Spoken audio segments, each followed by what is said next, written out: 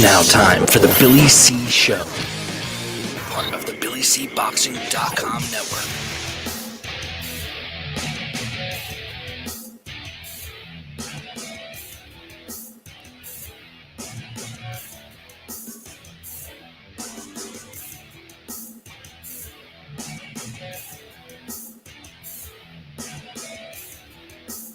And we're coming to you live from the Billy C. Studios in Lake George, New York. I'm Bill Calogero. It's time for the Billy C. Show. Good day, good morning, good evening. Whenever you're watching, whenever you're listening, I hope you're doing okay today. Today's show is being brought to us in part by my book, Tom Molyneux, From Bondage to Baddest Men on the Planet, is available right now where all good books are sold. You can get a copy of it right now while you're watching or listening to this very show. Just visit Amazon.com and search for my name or Molyneux, Tom Molyneux. Today's show is also being brought to us in part by BillyCBoxing.com.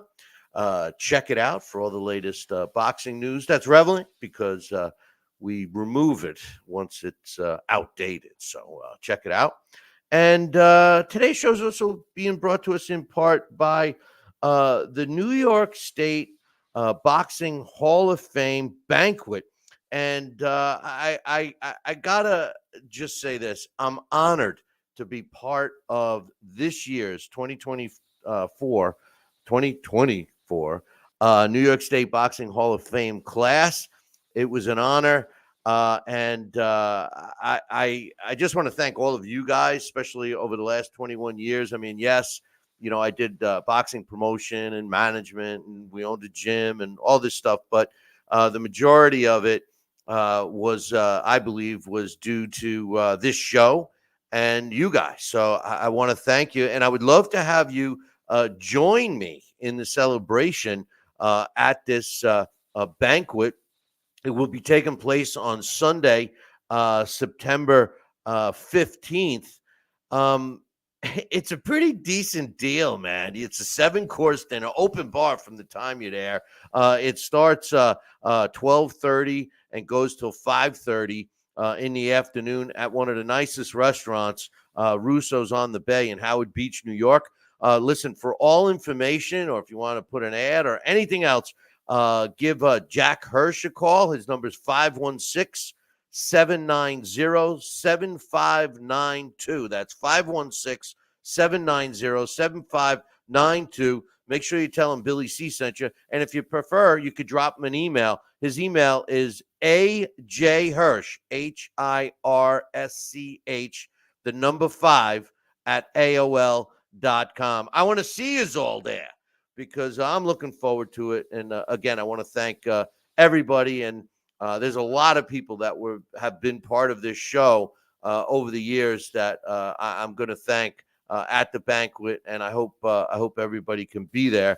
And as a matter of fact, one of my main men that was on the show for a while, Dave Wilcox, he's in the chat room right now. So if you're watching or listening live, come on in and join the chat room.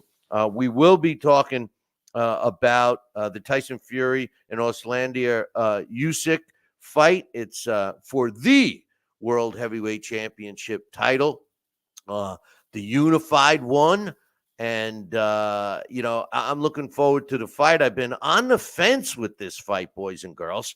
I really have. I've been on the fence. I've been going back and forth, but I finally have my pick, and I'll be breaking it down and giving you my thoughts in a little bit. So I want to thank Dave on the congratulations, but I tell you what, Dave, you made it happen too, my man, helping me with the show and getting us guests and just being Dave-ma, because we had a lot of fun during that era, and we're hoping that it can come back. All right, well, listen, we're going to get into some fight results right now. One that I wanted to talk about, Monster Naoya Inoue improved to 27-0 with 24 knockouts when he stopped Louis Neary at 1 minute and 22 seconds of the 6th round. It was early in the morning, but I guess it was like on a Saturday night in Tokyo, but we got to watch it Sunday morning at like 4 in the morning. the monster went down. He hit the canvas in the first round and then came back to win. It was an exciting fight. If you like a back and forth, nonstop action, that was a fight for you. And I saw somewhere yesterday about what Inoue said, and there's actually a photo of it. He went back to his corner. And now, normally, if you get knocked out, if you've ever been, your bell has ever been rung, or you've been knocked out, a lot of times fighters don't even remember that for those couple of seconds, and it's understandably why. But I had saw somewhere that he went back to his corner, and with all the technology and the big screens and stuff, that he went up and he looked at the replay as he's in his corner being attended to. He looked at the replay on the big screen and he saw something. And went back and, the rest is history. He knocked him out. Another fight that I watched that I absolutely enjoyed was Vasily Lomachenko's return to the ring, and it was a successful one. He improved to 18-3 with 13 knockouts when he stopped George Kambosos in the 11th round, 2 minutes and 49 seconds of the 11th round.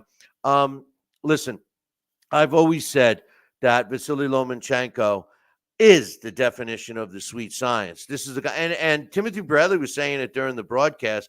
I mean, this guy's right in front of you. He's right in front of you. As a matter of fact, he's so close to you that he's beating the hell out of you. All right. He's within arm's reach, and you're trying like hell to hit him, and you just can't. And the reason is because of his footwork. He's got an ability to pivot and all of a sudden be in another spot. I mean, Manny Pacquiao, people used to say, oh, Manny Pacquiao, 1 minute he's there, next minute he's gone. But in all due respect to Manny Pacquiao, Pacquiao did not have the footwork that Lomachenko has. Lomachenko, I mean, it's amazing. It's amazing to watch as a fan. I couldn't imagine being in the ring with a guy like Vasily Lomachenko and try to hit this guy when he's on. And he clearly was on Saturday night. Congrats to him. I'm going to get into something here in a second, but let me just, I wanted to run down, speaking of Dave, I wanted to run down some heavyweight action of note. Okay, let's try to follow the heavyweight division, right? It's like a bouncing ball. First of all, on the undercard of the Lomachenko-Kambosos fight, Hemi Iho got a first-round stoppage over Lucas Brown. Yep, that Lucas Brown, to improve to 22-1 with 17 knockouts. Brown dropped to 31-6. All 6 of his losses came by knockout, and he had lost his last 3 fights in a row. 2 days after this fight, he retired, which I think was a good move. Joseph Goodall scored a 10th round stoppage over Fagi Opulu to improve to 11-2-1. I probably just murdered that first guy's name, but whatever. I apologize for that.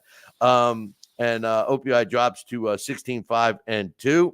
6'7" Murad Aliyev improved to 11-0 with 8 knockouts when he took care of Dilian Prazovic in the very first. Actually, he dropped him twice in the second round, twice in the third round, and that was the end of it at 2 minutes and 43 seconds. Jose Larduet improved to 13-0 with 11 knockouts when he scored a 4th round stoppage over Luis Jose Martin, who dropped to 15-6. And from Cardiff, Wales, Huey, not baby Huey, Huey Fury improved to 28-3. The cousin of the guy we're going to be talking about in a little bit, Tyson Fury, scored a 2nd round stoppage over Patrick Corte, who dropped to 21-4. The official time was 2 minutes and 6 seconds of that fight. Joining me right now is my man, Alex Pierpaoli. And Alex, how you doing today, brother? Good morning, good afternoon, good evening, Billy C. You hear me? Yeah, I hear you. I was just gonna say, hey, I can hear you today. It's working. Hey, I wanted to bring you in right now, real quick, because I want to talk a little before we get into Usyk and Tyson Fury, I wanted to talk a little about the Lomachenko fight. I was extremely impressed by him in the fight. I saw a lot of comments on social media. He's not the same, blah, blah, blah, blah, blah. And true. I mean, he's definitely older and he did have some time off, but I really valued what he said. He said leading up to the fight, he admitted that he's getting older. He admitted that he was going to have to really see how his body healed from this fight. He underwent some surgery. He underwent fighting some war that they're having over there in his home country, Ukraine. And he had been out of the ring for a while. He certainly looked good Saturday night. What's your thoughts? Yeah, I think he looks really good. And I really think that, the lightweight division would be very well served if we get to see, if Gervonta Davis or when Gervonta Davis beats Frank Martin, that we get to see Davis versus Lomachenko, because that would be a super fight. I kind of, as much as I love Lomachenko, I kind of lean towards Davis just because he's bigger and stronger and younger and faster. But because Lomachenko, as amazing as he is, he's small. He's just smaller than these guys. He's more of a natural featherweight. Yeah. And no doubt about that. So, yeah, he has to work to get these guys. That's part of what's so impressive. That's something I liked about Sergio Martinez, is that he was more of a junior middleweight, but welterweight almost. He was more like a 150 pounder, and he was fighting 160 pounders and more. And there's something about that it's like being a giant killer. It's like a Jack Dillon type guy who's fighting these guys who are just naturally bigger than him, and he could beat them. So I'll certainly be rooting for Lomachenko, just like I'm going to be rooting for my man Oleksandr Usyk this weekend. But it's going to be tough, which makes it one of those fights that we got to see. And plus, they're like 1 and 2 in the lightweight division now. Well, one thing I will say is, you're 100% right. I mean, Lomachenko looked like he was 2 weight classes smaller than Kambosos on Saturday night. And I know Tank is one of the names that are being tossed around, but when you look at his options, okay, and I said this last week, and I'll say it again. If Lomachenko was looking to put a nice stamp on his career and call it a day, this was a good fight to do that with. He looked fantastic. He walked away with a belt, and I don't think he's got anything left to prove. However, the one thing that Lomachenko has been missing throughout his career was the money. The guy never made the money that he should. A huge payday, yeah. Right, he needs a huge payday. And I think that there's a 2-fight and possibly 3-fight trail to some huge money for Lomachenko. The first one would be a potential showdown with the winner of this weekend's fight between Navarrete, right? And Baranchek. And Baranchek, right. Now, there's a belt on the line for that. I believe it's the WBO vacant title. I think Lomachenko fares well against either one of those guys, right? So just hear me out. If he gets past that, now he's got 2 belts, and he could actually step in and fight Shakur Stevenson, who I think could be a better matchup for him than Tank Davis. And the reason why I think, now everybody loves Stevenson and he's so skilled and everything else, he has a tendency to lull you to sleep. And he doesn't have I don't think he's got a mean streak. Lomachenko has a mean streak. Terrence Crawford has a mean streak. Tank Davis has a mean streak. Oh, yeah. And Tank's got some power. Shakur, I'm not so sure. So me personally, I'd like his nickname. Not so sure, Shakur. Not so sure, Shakur. But I think that would be a good matchup. But I will say this: it does appear that Lomachenko, with guys that have boxing ability and hand speed, seemingly give him a little bit of trouble.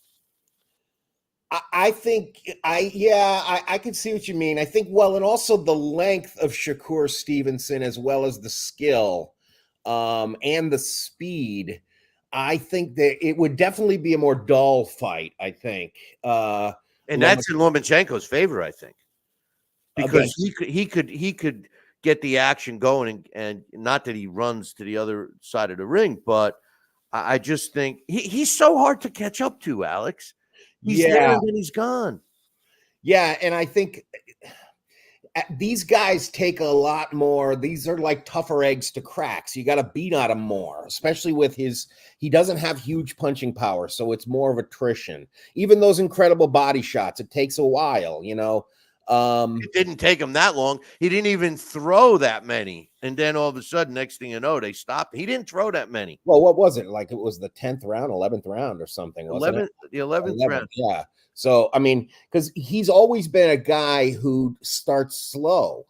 When he's had trouble, he has started slow. Yeah, he didn't really start that. And that's what I mean. With Kambosos, we definitely saw a much more, he was more like he got into gear quicker. And I think he kind of had to, because he needed to rap on this guy a while before he broke him down. And I do think that with Shakur Stevenson, because of the, I would like to see Lomachenko fight Gervonta Davis more. I think that's a much more entertaining fight. I think, but if you're Lomachenko's manager, is that a fight you want? You're thinking as a fan. I think as financially, I think it's a better fight too. I think Gervonta Davis brings more money because he's much more appealing. You know what I think? You know what I think? Fights can be kind of dull. You know what I think Gervonta Davis needs to do?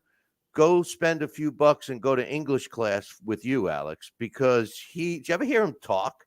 I mean, it's sad to listen to him. He makes Floyd Mayweather sound like a scholar. He kind of mumbles. It's one of the things. He's like that. What was that Dick Tracy villain? Mumbles. Yeah. Remember that guy? Yeah, I do. Who was that? Dustin Hoffman? In the movie, yeah. Movie. Yeah. Yeah, mumbles. So CompuBox, all right. Oleksandr Pierpaoli, you got on your I put it in there. I got to support, it's Oleksandr is like the Ukrainian version of Alexander. Is it? Yeah. Well, so, Alexander. Olex, yeah. So once again, Joe Tess, as Timothy Bradley calls Tess, was ripped a page out of Jim Lampley's book and was calling that fight based on the CompuBox stats, what were happening. That drives me insane, Alex, because I don't know if everyone understands this, but there's two guys ringside, each have a laptop, and they are punching in the data for these punch stats. Now, you know as well as I do, boxing is subjective. The judges are subjective. The scorecards are subjective. The stats, the only stats that aren't subjective are knockout stats. And you could even argue that a referee stopped it too soon, but it's a cut and dry stat. Like in baseball, you're up 10 times, you get 5 hits, you're batting 500. Football, you're a running back, you run 10 times, you gain 100 yards, you average 10 yards a carry. It's fact. Boxing's not like that. Yet a lot of these commentators refer to the CompuBox. Then they're throwing up all the historical CompuBox stats. I don't mind it at all as a conversation piece after the fight. But during the fight, to suggest who won the round because somebody's punching in a landed shot. And quite honestly, there were a couple times when he said, oh, so-and-so didn't land that many shots. And I'm saying, well, I don't know. I thought he landed more than one shot in that round, So what's your thoughts on CompuBox being used as a tool during the fight?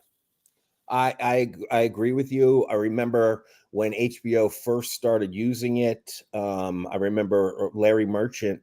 They would let back when Barry Tompkins was the guy instead of Jim Lampley, they'd go to Larry to before the fight, and he would break down, and he would go over the numbers, and he would say, "Here's the CompuBox numbers.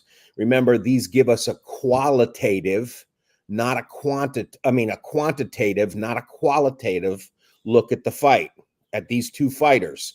And that's very important. So whenever it's quantitative, and I think now it's very different because now, and especially this weekend, almost always the CompuBox guys are watching it on TV. They are not ringside.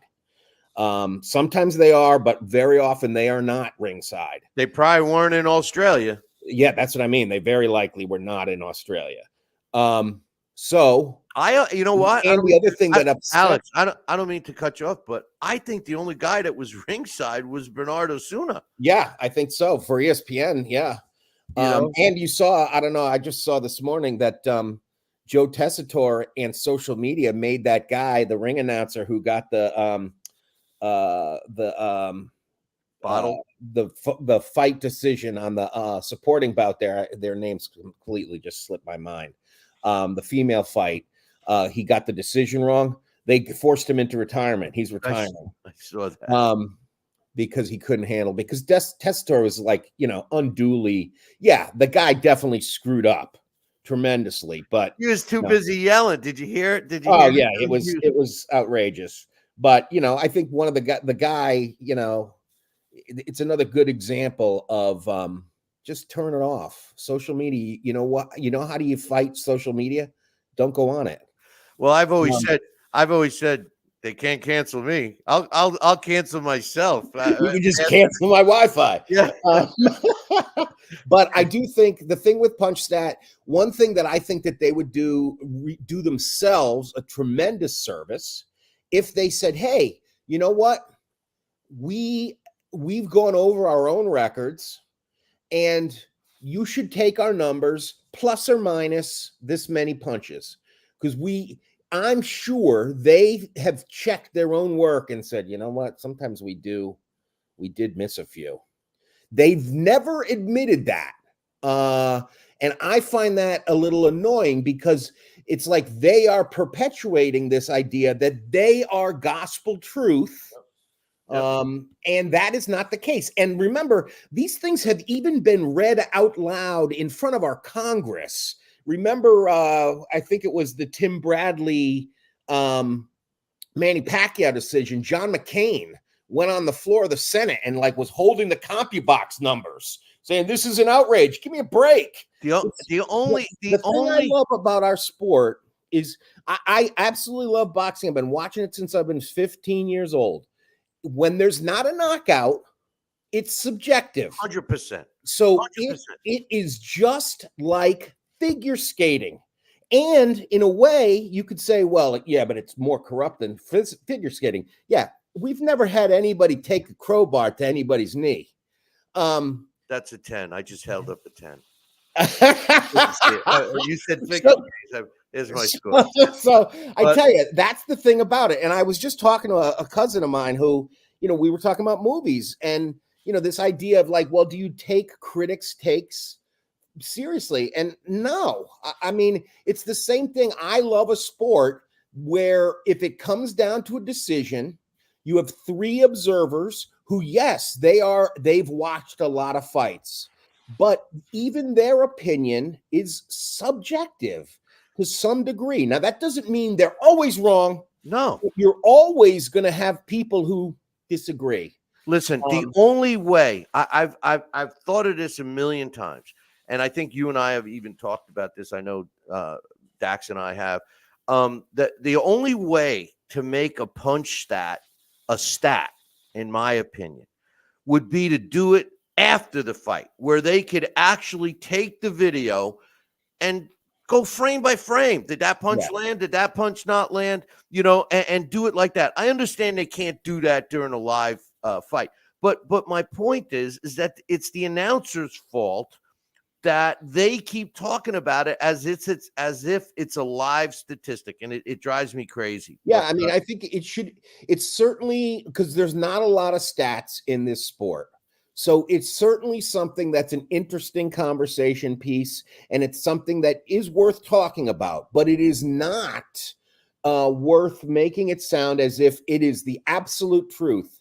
And I think a lot of times they don't talk about it sufficiently. For example, in the Canelo Munguia fight, if you look at those punch stats, they kept going on about how many punches Canelo landed. Yeah, but look how many more Munguia threw.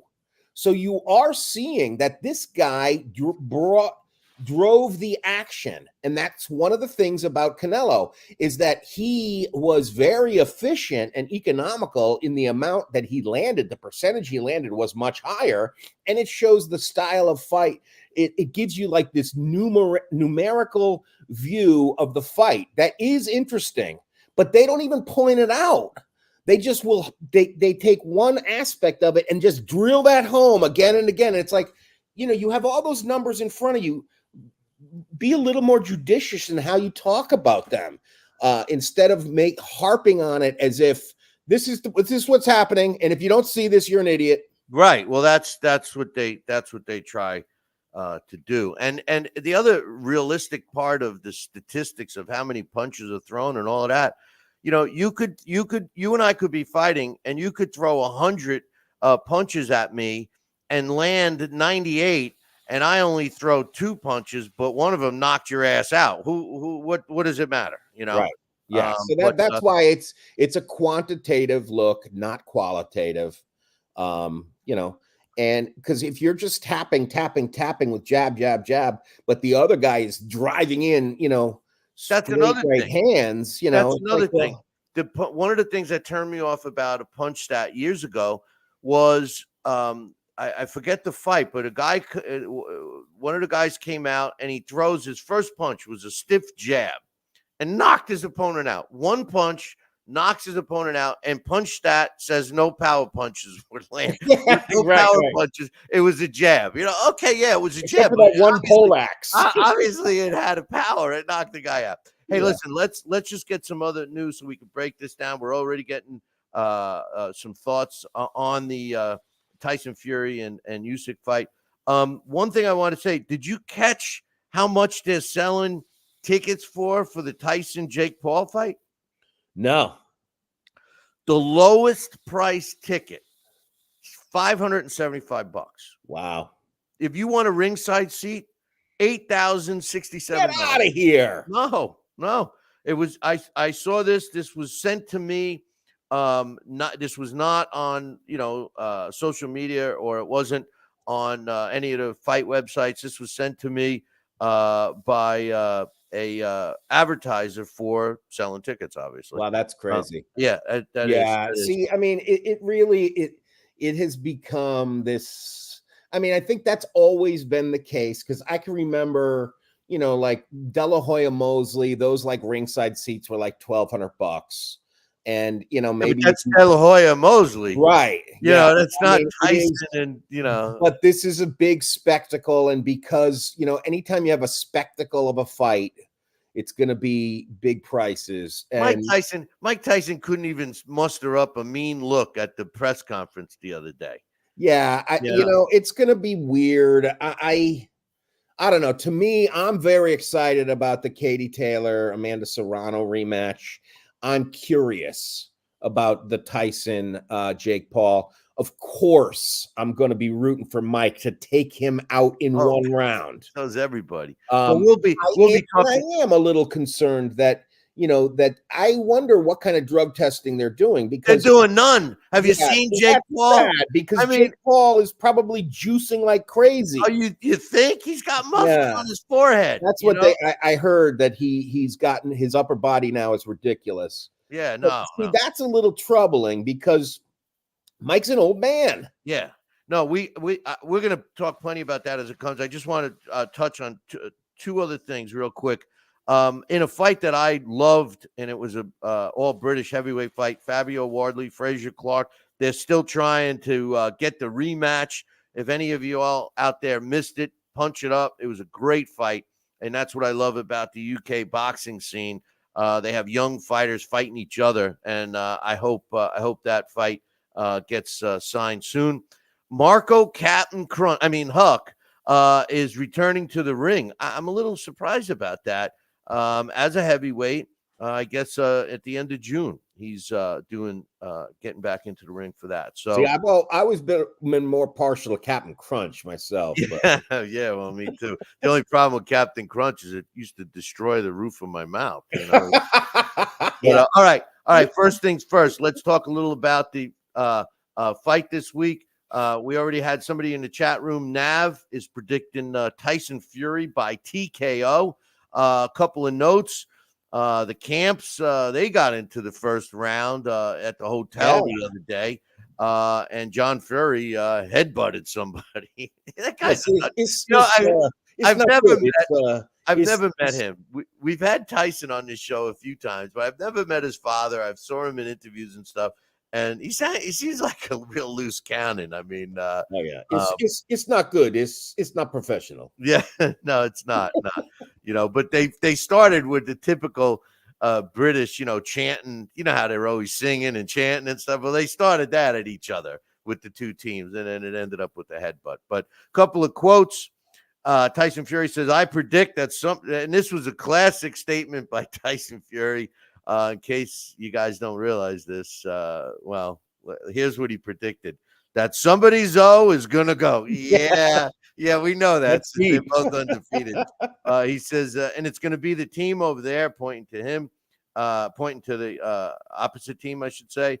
Usyk's a great fighter, Olympic gold medalist, cruiserweight world champion, heavyweight world champion, but unfortunately for him, he's come against the great Tyson Fury in the era of me. He's such a modest guy. I'm really looking forward to Saturday night. Even if he had 20 million people screaming his name, they can't fight for him on fight night. And when there's two men in the ring, it's going to be a very daunting when the Undertaker is in the ring with him. Obviously, he's referring to himself. He also said, "I'm on top of the world, baby. Who wouldn't be enjoying it? I'm in the great kingdom of Saudi Arabia. This is the main event," because he's not allowed in the U.S. It's the undisputed heavyweight championship of the world. We're looking forward to putting on a fantastic show for the world to watch. Usyk, he said, "I feel good. I'm happy to be here. Saturday is a special day because I will have the opportunity to become undisputed for a second time. It's great. It's very good for me. It's very important for my country. I like that. I have a plan. It's a better plan, and it's a great plan. I feel good. Each event brings a new experience. It's always wonderful. It's great. New experience. I don't have a final message. I'll save it for Saturday." I like one of his quotes was they're like, "What?" At the rivals, he's like, "I go now to sleep." Yeah. No. All right. Coach is saying that Usyk is protesting the canvas. I did not hear that. Papa is saying John Fury's a loser. He's trying to steal the spotlight. Okay. Anyway, what's your thoughts on the fight, man? Break it down. Let me know what your thoughts are. I think this is a very tough fight to call. I agree. I think you got to go just pure skill. It's all Usyk. However, the gap in size is enormous. And it's so big that, and just the experience of being a lifelong heavyweight, being in there with bigger men your whole life. There's a joke in there somewhere. That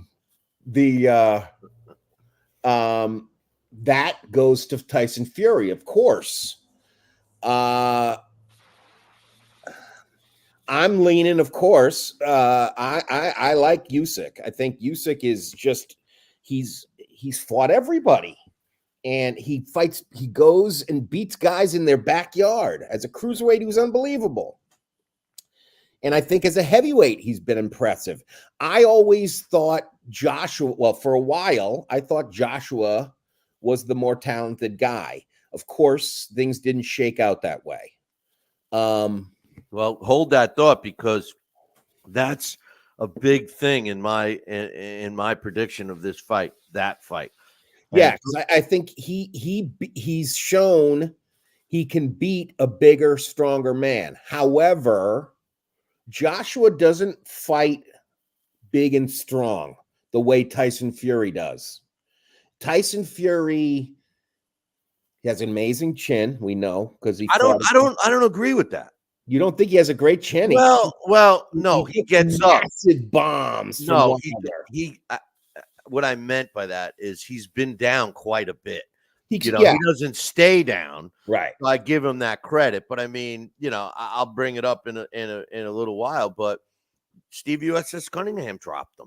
Right, you can put him down, but it's hard to put him out. Yeah, well, that was evident with the Deontay Wilder fight. Hey, before it goes off the screen, we got Errol HL is predicting Usyk winning by stoppage, maybe even knock Fury out cold. I'd love to see that. I think I would love to see an emphatic victory by whoever is going to win. I'm rooting for Usyk. I think Tyson Fury, as much as I enjoyed him for a while, Tyson Fury really, he kind of burnt me out with the Ngannou. He didn't take that seriously, and I thought that was embarrassing. He embarrassed boxing that night by not taking that seriously and not just flattening that guy. Hey, I don't know if you're in the chat room, but Lovett says this isn't boxing related, but Alex, you look very sexy at this week. Thank you. Appreciate it. Right. Let me break down some stats here. And then before we give our actual predictions, okay? So you take a look at Tyson Fury. Tyson Fury is 35 years old, 2 years younger than Usyk. He's 34-0 with a draw. 24 of his knockouts, 24 of his wins coming by knockout. He's got a 70.5 knockout ratio. He's fought 230 rounds of his 35 fights. Happens to be 53 rounds more than Usyk as a pro. His last 5 fights, his weight has been between 265 and 278 pounds, which is going to be something that we need to take a look at as well. He's 6'9", 6 inches taller. I didn't realize it was that much taller than Usyk until I had it on paper. And he's also going to enjoy a 7-inch reach advantage with an 85-inch reach. He's a WBC world champion. But here's an interesting thing. The computer ranks him at number 3 in the world. Anthony Joshua is number 2. Okay. No. Now, I think Anthony Joshua, if the same, I'll just go off topic for a second. If the same Anthony Joshua that fought Ngannou, even though Ngannou's not a boxer, but that mental state that Anthony Joshua was in, I think he knocks out Tyson Fury.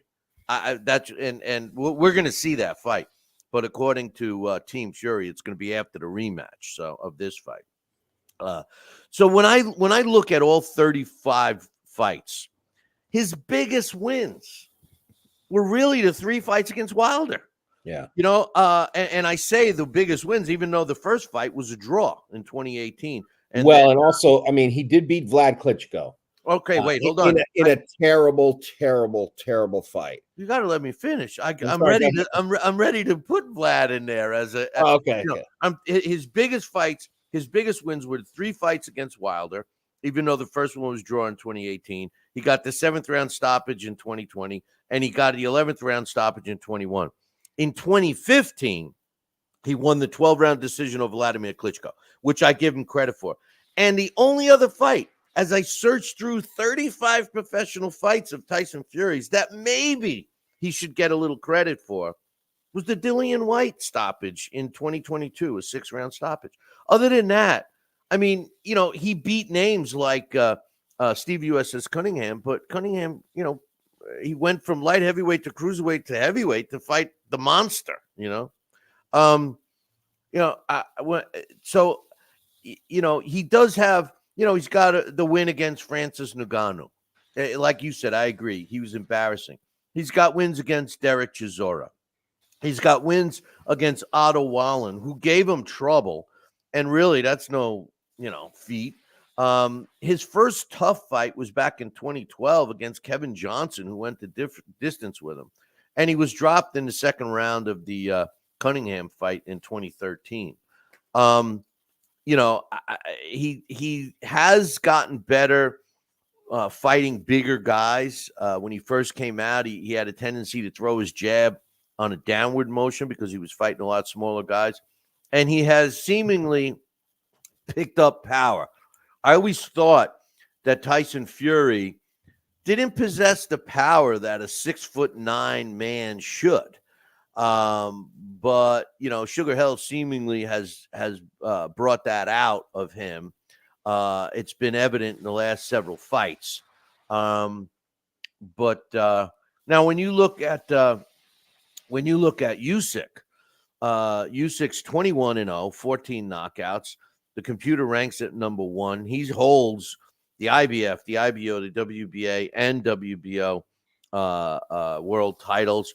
He was a former undisputed and unified cruiserweight champion, cleaned out that division with wins over Marco Huck, Marius Briedis, Mirat Gassiev, Krzysztof Glowacki, to name a few. They were the big names at that time. He's 37, 2 years older, 6'3", 6 inches shorter, 78-inch reach, which is 7 inches shorter, 53 rounds less. He's got 177 rounds. But he's a smart fighter. I think, when you look at the styles, Tyson Fury, like you said, he uses that size. He's a bully in the ring. He leans on you. He gives you some of this and some of that. A couple of elbows, a couple of backhands. He knows all the tricks. He knows how to push your head down and lean on you. He knows how to maybe hit you on a break when the ref's on the other side. He knows all the tricks. He's a slick guy. But those tricks that he uses has a tendency to frustrate his opponents, and he gets to them mentally.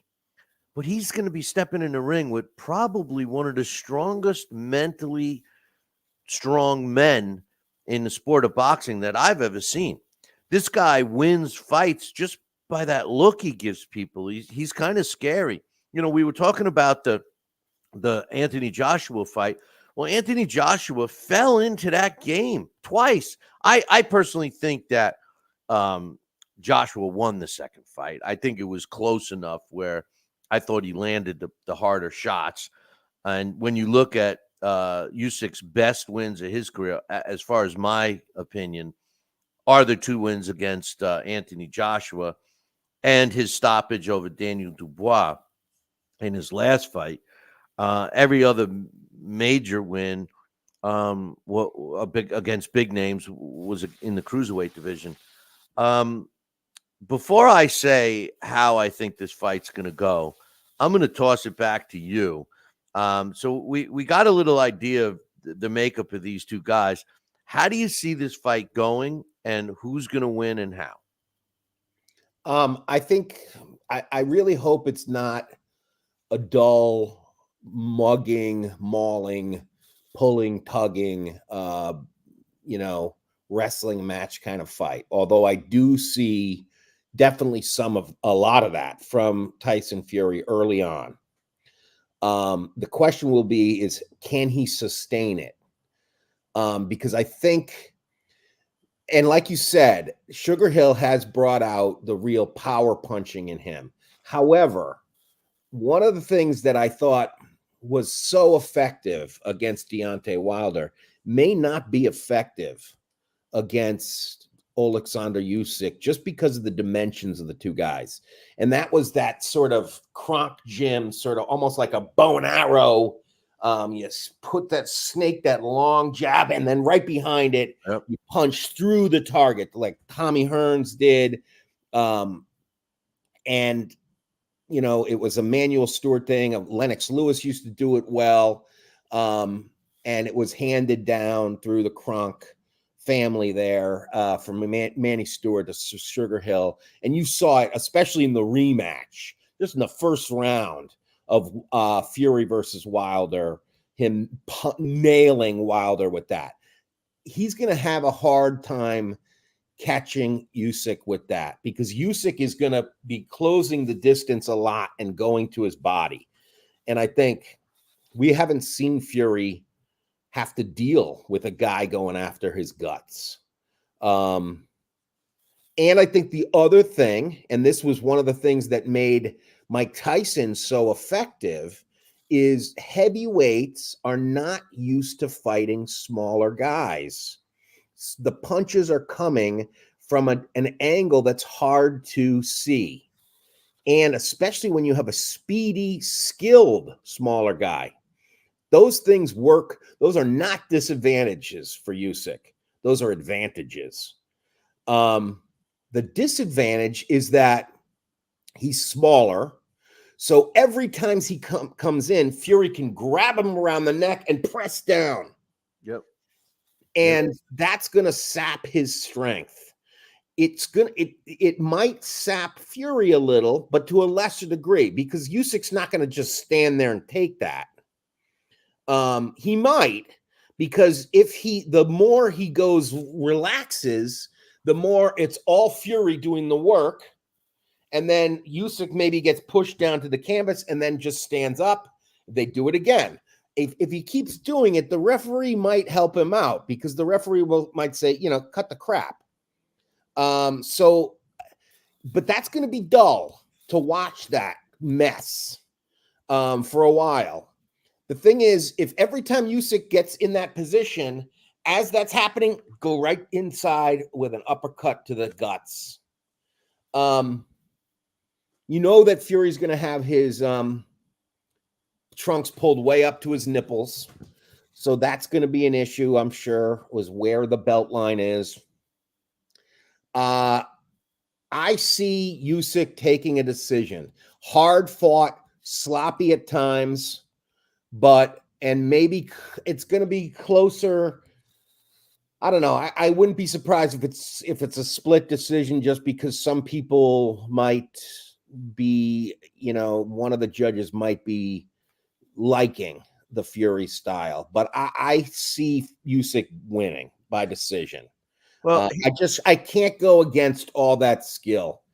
You make some interesting points. And first of all, I said earlier, Tyson Fury was extremely proficient fighting smaller guys. That's all that he fought in the beginning of his career. As a matter of fact, he perfected his jab downward. And as he moved up in the division, he started fighting the bigger heavyweights, obviously, and he actually had to go back to the drawing board and learn how to throw a straight jab, which he's done. And his last, bunch of fights have been against bigger guys. It's going to be interesting to see if he can revert back to that comfort zone fighting a smaller guy. I mean, 6 inches. I mean, he was fighting guys a foot smaller than him. Usyk 6 inches. Usyk is used to fighting bigger guys. He demonstrated that pretty effortlessly against AJ. Anthony Joshua's style, I believe, was too technical to beat Usyk. I know that sounds crazy, but that's what Usyk does best. He techniques you, if that's a word. But Tyson Fury, he frustrates opponents, gets them out of their game. But you need to not be mentally sound in order to fall prey to that. And Usyk is mentally sound. He knows, he's watched tape. He knows what Tyson Fury's going to do. Where he's not going to watch this show and a light bulb's going to go off his head and say, they're right. I gotta think about that. He's already been there, done that. The other thing about Usyk is, and I think that, everybody always talks about Tyson Fury and how, much of a technically sound boxer. He's, can box, he this and that, but he really doesn't. He doesn't have good footwork. He really doesn't. He's kind of flat-footed. He moves around, but he doesn't move around that much. Usyk does. And not only does he have movement and he's technically sound, he's got a brain. Deontay Wilder, we all compare Deontay Wilder's fight with Fury because Fury looked the best against him. Well, Deontay Wilder was a one-trick pony. He's got power, no footwork, no jab, no movement, no brain. He's not the sharpest tool in the shed. He's not even close to being a guy that has a brain, in my opinion. All right. Usyk does. I stopped and thought for a minute about Tyson Fury, and I said, when was the last time you really fought a guy that was mentally strong and intelligent? I can't find another guy on his resume that'll match Usyk in terms of mental strength and brain and intelligence. I also could see exactly what you said, Tyson leaning on him and all that. But if he does it too much, he could risk getting points deducted for that, and I think Usyk knows that. I don't think Usyk is going to let him lean on him because, like you said, and I agree 100%, that'll sap the energy out of him. But I think we're going to see more of a Usyk on his toes. He felt the power of Anthony Joshua. He was stunned a couple of times. I think he's going to respect Tyson Fury's power, and he's going to assume it's like Anthony Joshua's. Whether it is or whether it isn't, I don't know. I never got hit by either one of these guys. But I think Usyk is going to be ready for it. Remember, he said he has a plan, a good plan. He's got a plan. And I believe it. I believe that this guy does. You talk about size difference, right? The two fights that stick out in my mind about seeing a bigger guy fall at the hands of a smaller guy. Well, first, you got to give credit to Evander Holyfield and Mike Tyson. Even though Evander was taller, he still was a guy. Well, when he fought Tyson, he was a full-fledged heavyweight. But, but the guy that really sticks out is Michael Spinks. When Michael Spinks fought Larry Holmes, it looked like it's going to look Saturday night. Maybe not the height difference, but the size, the bulk. And I watched Michael Spinks get in there and hit and get out of harm's way. Get in there and hit and get out of harm's way. And he stole those fights from Larry Holmes. Maybe that's what Usyk has to do. I think that's a good point. Yeah. He's got to get in there. He does seem to have a good chin. I don't know this answer, but has Usyk ever been down? I don't think he has. Not that I can think. I think some people would say, they would call the last fight, the Dubois fight, a knockdown, even though it was a low blow. I think the way that went down, if that referee ruled that a knockdown, I think he would have gotten up. I think that's the kind of guy Usyk is. They missed the knockdown in the Lomachenko fight, and even when they watched the replay, nobody said it. The referee called it a slip. Kambosos was down. He was dropped. And he stands him up. He's looking at him like he was ready to take an 8 count. They said, go ahead. He's like, Jesus says, hey, I just want to make a comment. Guy in the chat room, Jesus says that Fury and Usyk have good footwork. I don't think Fury does. Do you? I think he, for a big man, he moves well. I think I think the advantage in this fight has to go to Usyk, because I think it's very hard not to look at those Wilder victories now through the prism of what Wilder has become. And maybe that's unfair, but remember, he was incredibly elusive versus Wilder. Who was elusive? Fury. Very elusive. Fury. I was going to say, not Wilder. Wilder had one thing, a punch, and that's all he still has. And I think that's no brain. But that's what's interesting about Fury is he's extremely good defensively and can be hard to hit for a monstrous dude. It's true. That's impressive. But I never see him on his I never see him on his toes, though. Yeah, I think a little bit in the first Wilder fight, but I think that was the big change is Sugar Hill said, look, you can whack this guy out. Fight this guy big. Fight this guy big and strong. Bring it right to him, and you'll take him out. And I think that's what we saw in the next two fights. I Whereas think that's it's what the first one where you a lot of movement. He has, this is going to be a tough fight to call because I can see him fighting Usyk like a big, strong guy, manhandling him. And I think the Larry Holmes, Michael Spinks comparison is a good one because I do think that's the way Usyk has to box him, is in and out, a sort of knuckleball kind of fight where he gives him weird movement. And because remember, he's a southpaw. So I can't remember. Is Steve Cunningham a southpaw? He might be, huh? Listen, because it's been a while since Fury has faced a southpaw. And I think so you come in, you land a combination, you move out, you come in again, land a combination, maybe move out in another direction. That kind of a sort of knuckleball fight. Usyk keeps up a strategy like that. It's going to be tough for Fury without resorting to grappling. He's definitely going to grab him.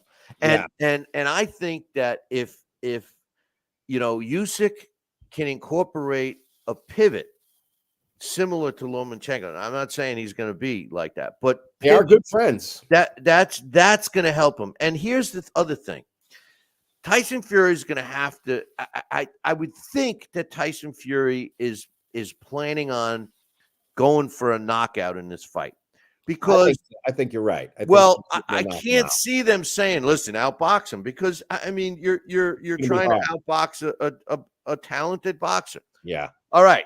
My prediction for this fight is, I think, and I've been going back and forth. Now, I'm a big Tyson Fury fan. I like Tyson Fury.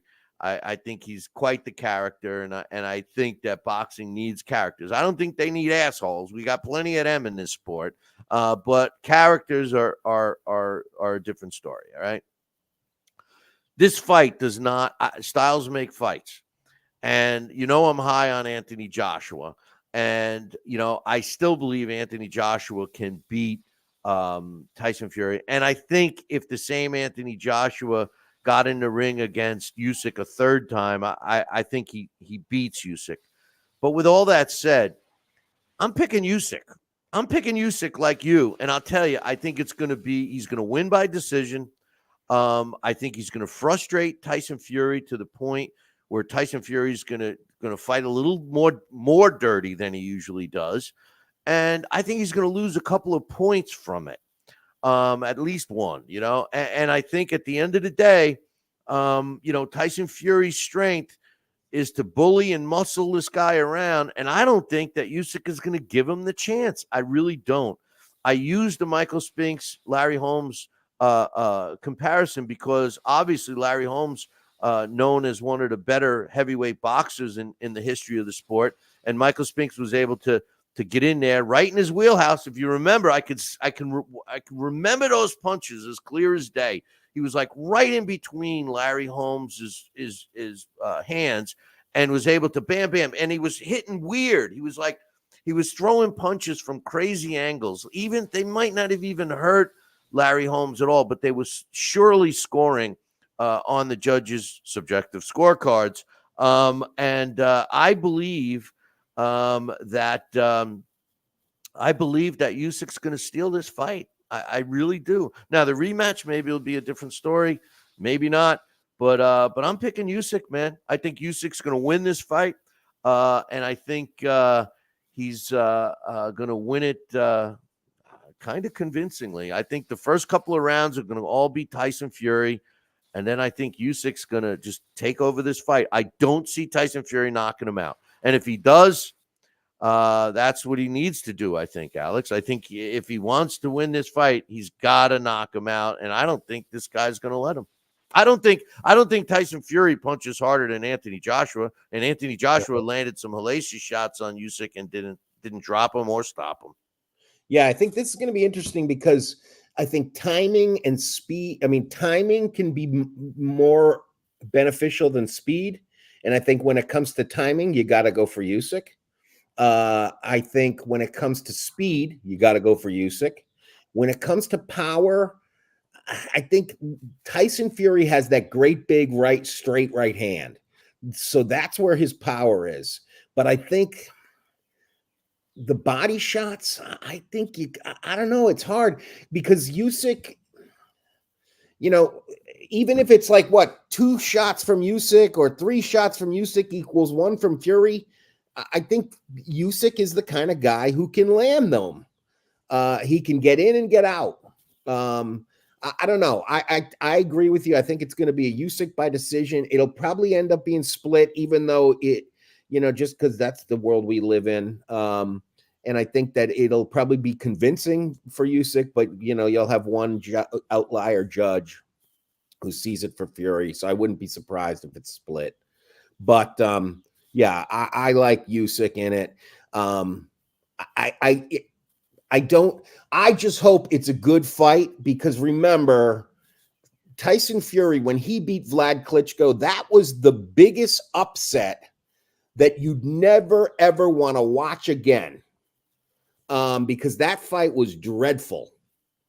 But I think to his credit, Fury's gotten a lot better since then. And that's been pretty cool, is that we've actually seen this guy get better right in front of our eyes, which is neat. And maybe next week I'll be saying, boy, he impressed the hell out of me again. Well, I think the one big change I saw in Tyson Fury was he started knocking people out again. Good fighters. But it's going to be Sugar Hill. Yeah, I because agree. Remember, that Manny Stewart loved knockouts, and I think Sugar Hill, he's in that same family, so they like knockouts too. We got Navin here saying, about body shots and everything else, and I agree. Except I have a feeling that Usyk would be able to be more successful hitting the body of Fury than Fury being able to hit the body of Usyk. And one of the reasons I say that, the obvious, because of Usyk's movement, both feet, body, head. I mean, he's got great movement. But there's where the 6-inch height advantage will hurt Tyson Fury. Exactly. Because he'll have to bend way down. Yeah, and Right. then in order to land that shot, Usyk's a smart counterpuncher. He's Tyson Fury would be leaving himself open to get points against him, So yeah, I mean, Fury's weapons are going to be the straight 1-2 and uppercuts. And the 1-2. You're right. That 1-2, that line him up, shut him up, get him on his way in. That is his answer of beating Usyk. But Usyk isn't going to let it happen. No. That's why, I agree that that's how it could happen. And that's the way, it should happen. I'm giving Usyk, I never really was a huge, here's the thing. I've always been a big fan of Tyson Fury. Never been a big fan of Usyk, but it is what it is, That'd be cool if this makes you a fan of his. Well, I'm not gonna go and be a fanboy. I'm just, Change your name to Oleksandr. Hey, listen. All I'm gonna say is I went out on a limb and picked Munguia over Canelo, and I was roasted over it, and I was wrong. I just hope I'm right this time. I don't want people to say, "Hey, I tell you what, when Billy C gives you a prediction, go the opposite way." You know what I mean? I tell you one thing that I remember, and I think you'll appreciate this, because remember when Bernard Hopkins almost cut off the circulation in your bicep there, it was because I had mentioned to him that I remember before he fought Tito, or at the end of that fight, he told Larry Merchant that, this was a fight where I was fighting a guy who had a gun with that left hook. Tito has that left hook. It's like fighting a guy with a gun. If you're fighting a guy with a gun, you've got to get to that gun. In this case, the guy with the gun is Tyson Fury, and it's the big straight right hand. So Usyk has had to think, what do I do about that gun? And so he's going to be thinking, I don't want to get hit by that gun. So you're right, that he will nullify that straight, cronk 1-2. And whether he gives it a little head movement every time he steps in, He's not going to want to get hit by that gun. And who times fighters better than Usyk at this size? So if Tyson Fury starts doing that, in between that, line him up, shoot him up, Usyk's going to be counterpunching. I got a latecomer in the chat room. Jordan says, can't see a scenario that Fury wouldn't be able to handle. I can see a scenario where Usyk would struggle. I don't know. I don't know about. I think that's what makes this delicious. No, I know. I think brains are going to come into this fight big time. I think the intelligence level of Usyk is the difference. I know that Tyson Fury's got the size advantage and all of that, but I'm telling you, the mental strength of Usyk, plus he's preparing that he's doing this for Ukraine, so and that's a whole nother dimension that you can't just get yourself up for unless you're going through that. And remember, he's a guy who, just the way he trains, he is comfortable being uncomfortable. That is a huge asset for a fighter. It's like, he can stay underwater for 4 minutes. I mean, sure, we've seen Fury with blood pouring down against Otto Wallin there, but we've never seen him, where he's losing round after round. Because he doesn't. Right. So this what happens if Usyk starts giving him a hard time? Whereas if Fury takes the first few rounds, like you said, I wouldn't be surprised. Usyk is going to be prepared for that because he's comfortable being uncomfortable. Yeah, no. Hey, it's funny you mentioned that interview we did with B-Hop in Vegas. I recently just watched it again, and it's fun. I didn't realize how much fun we were having, because it's been a few. I posted it, I put it back up online, and was recommending that people watch it because that was a B-Hop that I never saw before. That interview, and I'm not just saying it because I did it, but I've seen many interviews with B-Hop, and I actually thought that was one of the best interviews of B-Hop to get to know B-Hop. It wasn't, it was like we were talking about we were talking about him getting into the Hall of Fame, if you remember, and he's like, well, I'm glad they changed it 3 years and I get to go in. He says, I don't care what they do after that, but I would love to talk to him again to see because it's very interesting to see him at these weigh-ins and pushing, like he pushed Devin Haney's father's buttons badly. I heard Devin Haney's father's really got on the commission bad too. Oh yeah. So I mean, I wonder how much. It does seem like B-Hop is having fun out there. I'd be curious just to hear about what's he enjoying most about this new role as just promoter. Not having to get hit. Yeah, have the skin in the game. But he still looks stir the pot all over the place. I tell you what, though, he still looks like he could get in the ring and do. Oh my God, it's ridiculous how fit he looks. He's incredibly lean. It's scary. Yeah. All right, man. Well, listen, Alex, I appreciate your thoughts. I'm going to be that's on early, right? It's like that's the other best things about it. It's like it starts at 10 in the morning. It'll be over by 6 at night. I love it. Maybe we'll do a post fight. It depends how much. Scotch I'm down for that. It depends how much scotch I drink. I've done some post fights a little when I probably should, But anyway, Alex, have a good one, brother. All right, Billy C. Thanks so much. Peace. That's my man, Alex Pierpaoli, and giving us his thoughts. Hey, listen, before I go, I just want to remind you, reach out and join me for the New York State Boxing Hall of Fame.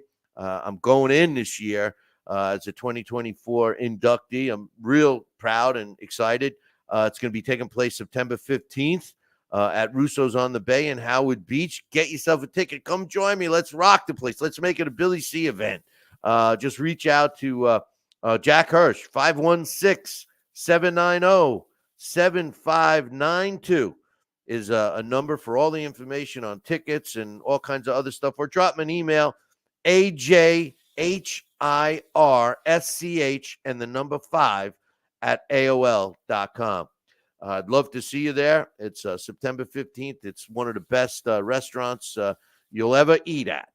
and it's a great deal. Open bar from 12 for the whole time, actually 12:30 to 5:30. So it's great, and food is great. 7-course meal they'll be serving there, and you get to bust my balls because we'll hang out.